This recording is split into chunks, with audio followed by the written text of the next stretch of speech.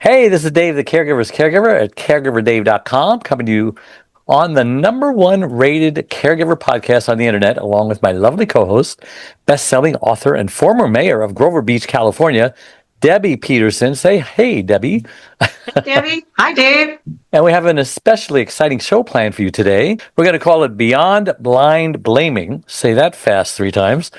How caregivers can break free from the real source of burnout. Kevin D. St.Clergy is an award-winning author, keynote speaker, podcast host, and breakthrough specialist. As the creator of the Beyond Blind Blaming framework, he helps people uncover the real root of their struggles and eliminate hidden barriers to success. Kevin, so great to have you on the Caregiver Dave Show. I've been looking forward to this. Thank you for having me.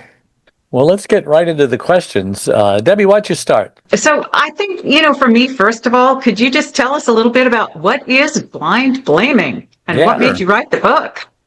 Yeah, I think I got a couple stories to share, but the one that seems to resonate most with people that'll illustrate what blind blaming is when I was 10 years old. I was a phenomenal baseball player. I had a batting average of 550, and for those listeners who are watchers who don't know much about baseball, that's really good. Like excellent. Babe Ruth in his heyday had a 394. And in fact, it was so good that Dad's like, gosh, we really need to start preparing this. You could be something. And of course, I kept hearing that. So I started working really hard. We worked on my swing. Of course, my dad started working on my mindset. And we worked really hard that off season after that 10-year-old season. And then the next year I stood up to bat and I started missing. Something was different. And then I kept missing to the point where at the end of the season, I had a 0 batting average. Wow. And again, back to that's really bad. So I literally went from hero to 0 in one season. And nobody knew why. And you could probably guess what I heard from the stands. Come on, kid, keep your head in the game. Play to win this time. And of course, my dad would lecture me on the way home every day of all the things that I did wrong. I played one more season. I sat on the bench most of the season and only played 2 games. And after that season, I said, I'm done, because I eventually started blaming myself. I just thought I wasn't good enough. It was the first time in my life that I felt like a complete failure, or that I wasn't really good enough to do something that I'd really dreamed of doing. So I quit. I was done. The dream was dead.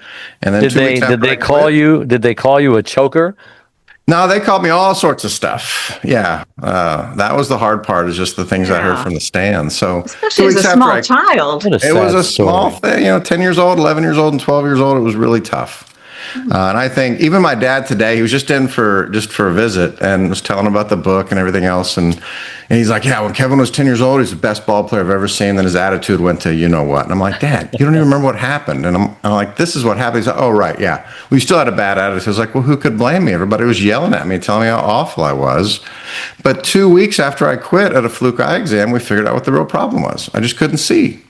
Oh, for I always heaven's sat sake. up at front and made straight A's, and that doc said practically blind without glasses. And they noticed you couldn't read and stuff? No, I could read fine, just couldn't see the ball. I always read up close. I could see really good up close, and now it's just the opposite. Now I can see pretty good up close, but I can't see far, or I can't see up close, but I can't see far away. Back then it was the opposite. But the real problem was this: the parents in my life never stopped blaming me for something that was out of my control. And that's what we call blind blaming.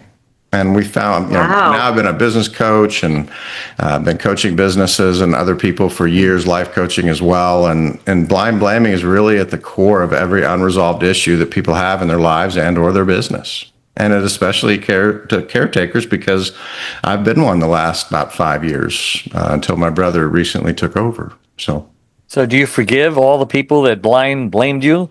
Yeah, I don't think you can hold on to that, although I'm still a Houston Oilers fan, so I do have trouble letting things go, and I'm not a big fan of Bud Adams, but other than that, yeah. And you're also a caretaker, right, for your mom? I was till about last week. So, yeah, for the last 5 years, my brother, his wife is a nurse. My mom had gotten to a point where she needs a little bit more nursing care, and we had to make a choice, and I was like, well, Chris, I'm willing to do this. And he's like, but Rio's a nurse and she can live in our basement. And I'm like, okay. So it just happened. Like, this happened within about 7 days, and she left. But for the last 5 years, you bet. So when we met you, you were a caregiver. I was, yeah. This just happened. It was sudden. It was a little sad, mixed feelings. So what did you struggle with when you were the caregiver? It goes back to, this is where I thought that's why I was excited to be on the show, because I was constantly blaming my mom for stuff that was on me. And it was interesting. I was rereading a book back when we first met each other. I was rereading a book that by Jack Canfield, The Success Principles. Mm-hmm. In the first chapter, he talks about a very famous formula that he came up with called E plus R equals O. And E stands for the event, which we can't control ever. We can't control what people do to us. We can't control how people act. And many times we can't control the things that happen to us. Just like I couldn't necessarily control my vision. I could have by going to the doctor, but I was a kid. How would I know? Everything else was great. Straight A student, loved to read. R stands for your response to that event. And that is what determines the outcome. So E plus R equals O. The event, which you can and can't control sometimes, the R is your reaction to that event, and that determines the outcome. So as a caretaker, I had to make a conscious decision, like, I can't control what Mom does. I can let her get on my nerves. I can let her really, because she got a little passive aggressive there at the end, and not the end, she's not gone, but at the end of our tenure together, even the last week. And I was like, I just had to say, okay, Mom, I love you, and choose a different response instead of letting it get me all into a tizzy and then ruining my day. What I figured out was I was the problem for that particular situation because of my responses. Old habits are hard to break, huh? They were. Yeah. Debbie? But I wanted to go back to your comments about suddenly no longer being a caretaker. And I know that it's a little bit like retiring or losing a business, that there's a grief associated with that, or suddenly you had a big purpose and that purpose changes it. You started to talk a bit about how that felt, and I'm sure it's still evolving and a bit raw, but can you talk a little about your experience with that? Yeah, it's interesting. I'll compare it to, I've been dating a woman now for about 1.5 years, and she wanted to quit work and watch her grandkids here at the house. Now, I can't have children, so I don't know what that's like, but there's been a 8-month-old, a 1.5 years old, and she's 4-year-old at the house every day from 8 to 5, sometimes longer. That's called a learning curve, by the way. It's definitely a learning curve. I mean, it is I don't want to cuss on your show, but it's a show. Most days I walked in one day and there's like this stuff I'm not used to. There's waffles on the floor, fish on the floor. They're just eating right off the floor. And I look up at Jennifer and she's like, not a word. Yeah, she's like, I got this. Just go back to your office, do your thing, go back to work. I work from home. And I was like, okay. And then I have to watch them sometimes. I got to jump in because I'm usually done about 3 or 4. And man, do they get on my nerves. Within about an hour or two, I am ready for them to go on. And then 10 minutes after they're gone, I'm like, well, shit, excuse me. When are they coming back? I kind of miss them now. And that's how I compare how I feel about that's what Jen's like, well, that's normal. Plus I was jokingly, well, not so much joking. I was like, I think the kids are bipolar. I think we got a serious problem here. And she's like, Kevin, they're just kids. I'm like, well, I don't know. I mean, he laughs, he cries. This is weird. And it was a very similar thing that I'm going through with Mom. I miss her very dearly. And, but at the time I was getting a little worn out having to take care of her and things like that. And, but now that she's gone, I miss her. Awfully bad. That's so common. I knew this Christian musician, and he would do concerts. And before he had kids, when the children would cry in the audience, he said, I just take that. He's saying to himself, "Take that kid out of here." What do you mean? I'm trying to do a show here. Until he had his own kid, and his kid was in the audience, and he started crying, and his totally different attitude. That's my boy. Yeah. So yeah. If you ever have your own, which I guess you can't. I can't. I'm 53 years old, so I don't think the chance of me having a kid. Now that I'm telling you, I'm good. You got plenty. plenty. So we're kind of caregivers in a different sense now. So it didn't stop necessarily, but it's not my mom. It's someone else. So you wrote a book, right?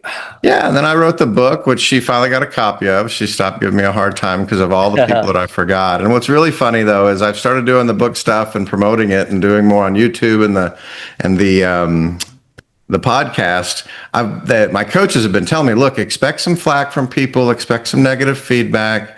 And I swear to you, my mom texts me and she's like, listen, I'm so proud of you. I love you so much. It's so neat to see my son as a thought leader, but you've got to do something about the wrinkles in your forehead. I mean, you seriously need Botox. And she just kept going and going. And it's like a 8-long text mess. I was trying to find it before the show, but there's a ton of other texts before it. It was just so funny. I showed Jennifer and she's like, my God. I was like, yep. she does that, and I love her, but yeah, she just couldn't get over it. You need Botox. It was hilarious.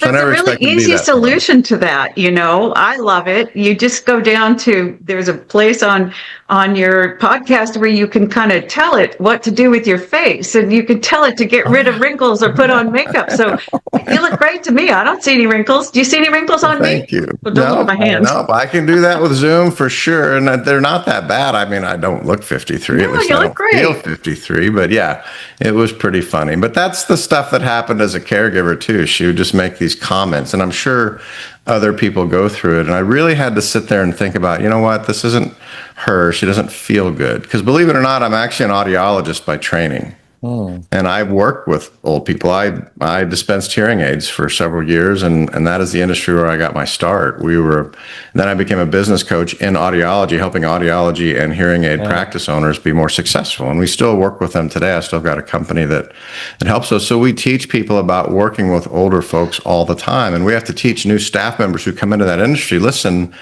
you have to understand that when people come into your office and they're upset or they're pissed off, they're not mad at you. And it's hard sometimes, even though they're directing that anger at you, whether a hearing aid breaks or, they feel like they can't get in to see you because they wait 7 to 11 years to do something about their hearing loss. Right. Now they're suddenly there, and the minute their hearing aid breaks, they want something new, so they start screaming. But they're mad because, they didn't look forward to getting up in the morning and saying, boy, I can't wait to get my hearing aids after this. I'm off to the knee doctor and the heart doctor. It's going to be an amazing day. And that's the kind of stuff that mom was going through. She had gotten close to getting type 2 diabetes because she had her back broken years ago by 2 students in a school, and she's starting to gain weight. And then she got this weird long COVID respiratory problem that we couldn't figure out what it was or what it was doing. So, there was massive amounts of medication. I kept taking her to doctor after doctor after doctor, and we never could figure out what it was until she just recently went to Denver, and they've identified it as I guess maybe some better physicians over there. I don't know. Or we found a specialist that actually knows what it is and started overdosing her with, what's it called? It's the anti-inflammatory drug. But anyway, she can actually breathe now, despite being up in Denver where it's hard. So she's suddenly in a better mood for Chris, which I love. We just never could get there here. Is her mind sharp? She doesn't have dementia or anything, does she? Not that we think. No, she's pretty sharp. She still reads like 16 books a month. Wow. She reads a ton. What? Remind me again. What was it that made her have to go into a facility? She just couldn't take care of herself because she had that weird breathing. I mean, she couldn't even walk from say here to the kitchen table. Not that anyway, 5 or 6 feet, completely winded. Yeah. Couldn't catch her breath.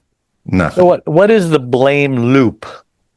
Yeah, the blame loop is okay. So I'm going to step a step back and just say, look, when people have blind blaming, one of the first things we try to do is make them aware of it. Because a lot of people just blame. I mean, you see it in society right now. Massive problem in the U.S. and the world with other people just pointing fingers at other people. Well, the government's closed right now, and oh yeah. So yeah, and you can see it every day. They're blaming everybody else for their problems, and some of them it's out of their control because they just don't have the votes to get it. But anyway, so there's 3 fatal flaws of blind blaming, and the first is that it feels completely right. And there's these cognitive biases that we have that make us do it and make it feel like this is in our soul. This is the problem. And it's called availability bias is the first one. That means the first thing that pops into your head or the first thing you think of that's at the core of the problem you're suffering from or going through, that is the actual cause. And the second fatal flaw is called confirmation bias. So once we think we know what it is, we start looking for data to back it up. And we become a treasure hunter for things that will back up our first thought and what we thought it was. And we actually start ignoring it. Becomes physiologically impossible for us to see other things that might be causing it. We become blind to that. And then finally, when you're so focused on the wrong problem, you become blind to the actual solution. And then it gets you in this massive loop of just doing the same things over and over again. And it creates what this thing called, we call it a behavioral bedrock.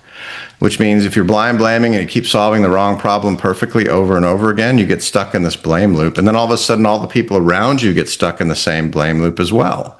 That's why it's so hard sometimes to break free from it, because you're people in your sphere of influence. And I would think this applies to caretakers in a great way, because people see from the outside what you're going through and they make comments to you like, well, why don't you put her in a nursing home? I'm like, no, I don't want to put her in a nursing home. That's the worst place. She'll be dead in a year. I'm not doing that.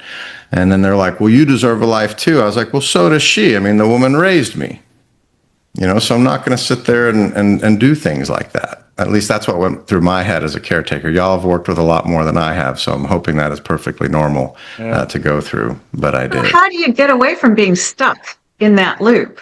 Well, another great question. We developed something called the RCD method, and that's what helps people break free. And the R stands for reflect.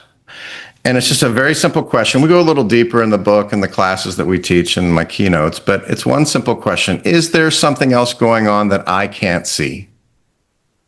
Just like when it came to taking care of my mom, the biggest problem that I had was how I reacted to her quote unquote comments. And they could be pretty direct sometimes. Not necessarily the Botox one. That one cracked me up. But there's other things that moms do. And I'm sure you guys have heard this before. So I was just not controlling the way that I reacted to it. And I was letting her have all the power and ruining my day. And she wasn't ruining her day. She was in pain. And she couldn't breathe. It's not her fault. And that just came out in a different way. And once I started reacting differently and then taking her to movies once a week and making sure I spent time with her and we did things together like we used to, guess what? She started acting better. So the next step is to connect. And this is an important one because there's things out there called root cause analysis. And that's where there's things like asking yourselves, why did this happen? And what else is going on? There's a lot of them out there, but they tend to fail a lot. And there's one reason why. When you're sitting in a room with either your family or other people that are in the same blame problem that you are, they can't see it either. And so connect stage of that RCD method means you need to connect with a professional coach or like a mastermind group or a peer group, somebody that's outside of that sphere of influence that can see things in a different way. When you look in the mirror, we all think we're too fat, we're too skinny, we've got, blemishes, especially if you're in a hotel and you've got the fluorescent lights, you know what I mean? But when you have other people that look through a window at you, they're going to tell you things like, man, you look great. You look like you've lost a lot of weight. I've lost 40 pounds this year, and I still think I have another 20 to go. But other people are like, hey, Kev, you look amazing. What are you doing? But I'm beating myself up in the mirror. So when you connect with people outside of your sphere of influence, and I prefer paid coaches, counselors, therapists, things like that can help you because people who pay attention, or people that you pay attention to. So that's the connect phase. And then finally, D stands for decide. And I'm not going to cuss on your show, but the story that it came from is pretty interesting because you have to make a decision to do something different. Some people suffer from paralysis analysis, or just like with my mom, I could have continued to let her comments really get to me and ruin my day and then take it out on everybody else. But I had to make a conscious decision to act differently and not let that happen. And then do something different, like spending time with her. And when I started spending time with her, doing things with her, things got a lot better.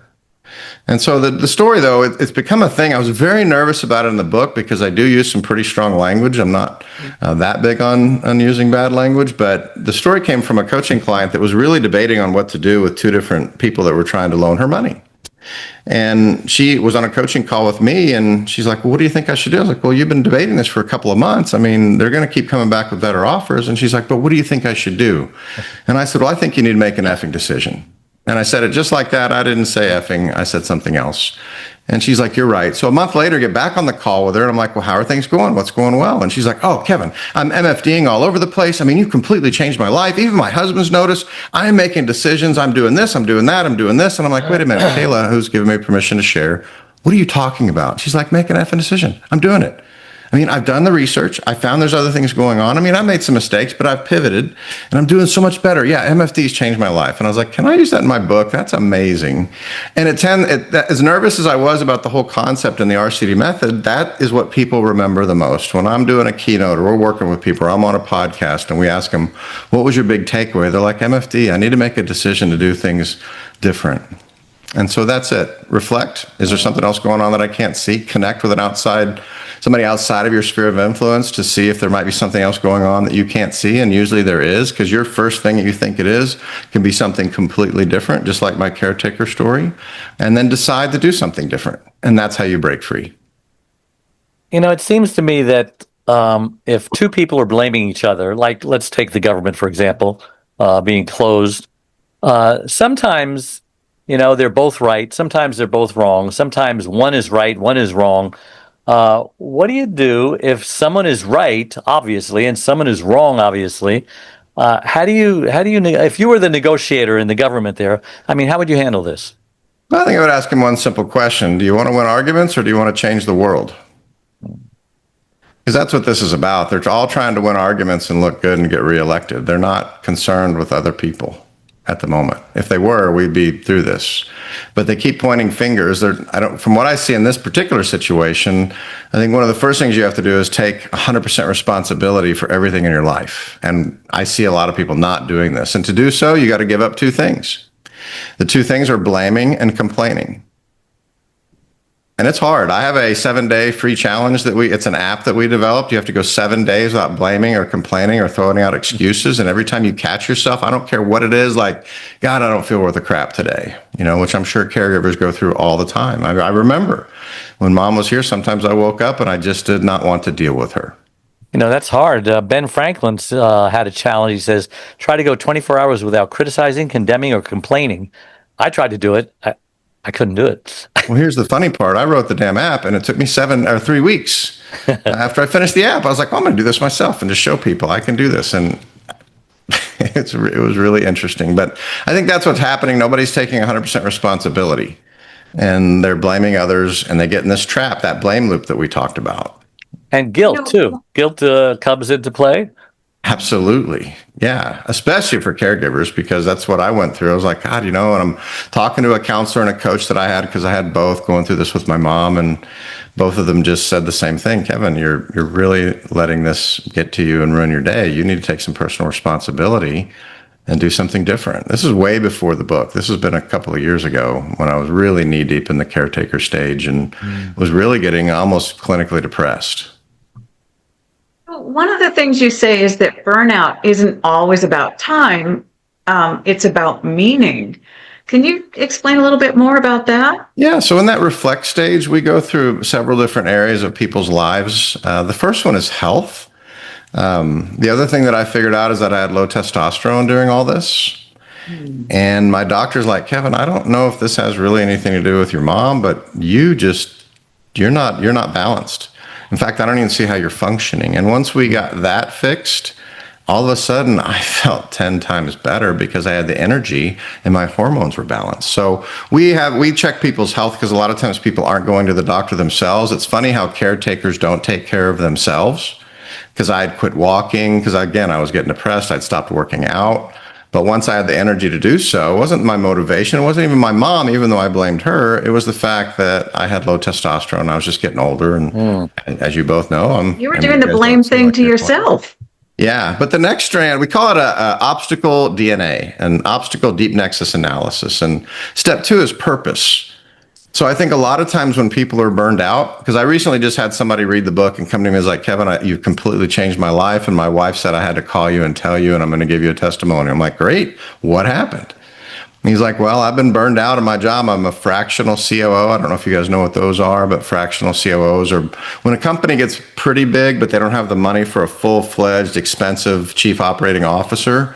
There are fractional COOs that can come in and work 10 to 15 or 20 hours a week and help you have that level of management without paying $500,000 a year plus equity and all these other things. But while he was doing this, he was just absolutely miserable. I think he'd lost a sense of purpose. He was doing the wrong thing. And after he read the book and he went through the RCD method, he figured out that it was his purpose. He wasn't serving people the way he wanted to serve them. So he started an AI company. And in his first 30 days, more than he made the whole year, which it wasn't the money that did it. It was just the fact that he was doing something that he was passionate about. And the reason his wife had him call me to tell me was, she's like, listen, you are not just completely different at work. You are completely different at home. You are present. You are paying attention. So I don't know who this new you is or whatever that guy did for you, but you need to call him and tell him thanks, which was really humbling to hear. So I think that's what you were saying. So I don't think people are burned out. I think they're not doing the things that light them up anymore. And we don't manage. I mean, we can manage time, but you can't manage it. It just keeps going. But what you can do is manage your energy. Yeah. And if you're putting things off, it's probably because you shouldn't be doing it in the first place, or you need to completely change careers. Well, how do you turn a breakdown into a breakthrough? Is that kind of what you've been discussing here, or? Very much so. Yeah. I think it's, again, going back to that RCD method. Is there something going on that I can't see? So we go through health, we look at purpose, we look at resources that you have. Do you have the right tools in place? One person this last week, just didn't really have a way but her issue was time management. She did not have a way to manage her time. She was using like 4 different apps. She wasn't focused. And the only thing I did for her was give her a paper planner.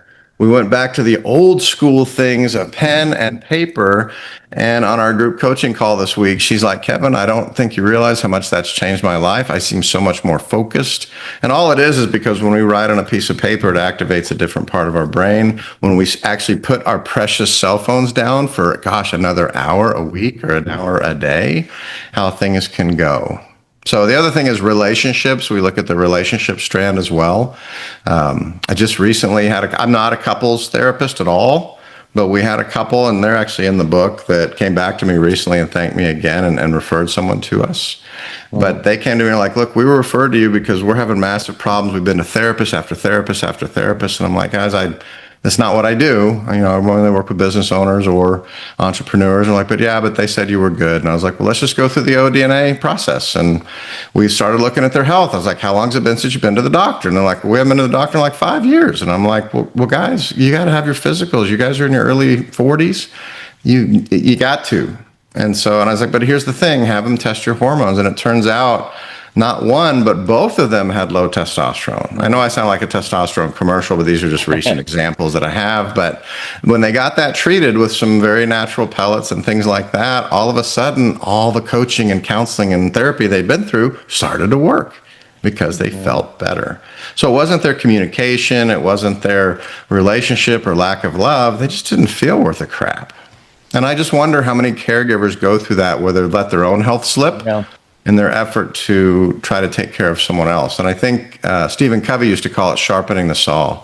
If you don't take care of yourself first, you can't take care of other people. And that was a lesson that I had to learn. Once I started walking 15,500 steps a day, working out hard, wow, I could deal with mom a lot better. Plus, I got my testosterone fixed. We're running out of time, but caregivers are always burning out. You talk about it's not about time, it's about meaning and clarity. Can you explain that real fast? And then you can tell us how we can get in touch with you if you want to get your book or whatever. Meaning and clarity means, so if you're taking care of someone like I was taking care of mom, I do think you need to have something that you do for you still.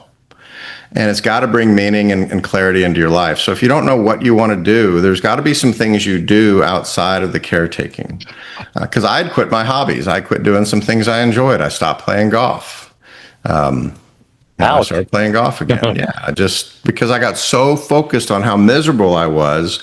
And that story, I always say, is change your story, change your life. And I just kept telling the story to myself that, like, God, I'm going to be taking care of mom forever. She's ruining my life. And again, I was blaming her for decisions that I'd personally made. Yeah. Wow. So does that help and answer your question? Yeah. How can people get a hold of you or get a hold of your book, find out more about what you do? Yeah, so blindblaming.com is the best way to get a hold of me, blindblaming.com. And if people want a free copy of the book, we're launching officially on November 11th on Amazon, but we've been selling the book for the last couple of years ourselves. Now we're ready to launch it to the masses. Yeah. But blindblaming.com, if you'll just pay the shipping and handling for me, $10 in the US, $24 for international shipping, and we'll get a free copy in the mail to you right away. Great. Debbie, how can we find out more about what you do? If you go to mayordebbie.com, you'll find out more and get some links. You can get my books on Amazon under the Debbie Peterson Integrity 101 series. And I'm at caregiverdave.com. And we're on Facebook, 34,000. What are they? 34,000 followers, I guess, is what you call them. Nice. And it's a great site. Remember, all our live shows become recorded pod and video casts on all your favorite platforms. And I guess that's it. So, again, thank you so much for coming on the show. Thank you, Debbie. Big thank you to all my listeners out there all over the world tuning in every Wednesday, making us the #1 caregiver podcast on the internet. So until next week, same time, same channel. May God richly bless you guys. Bye-bye.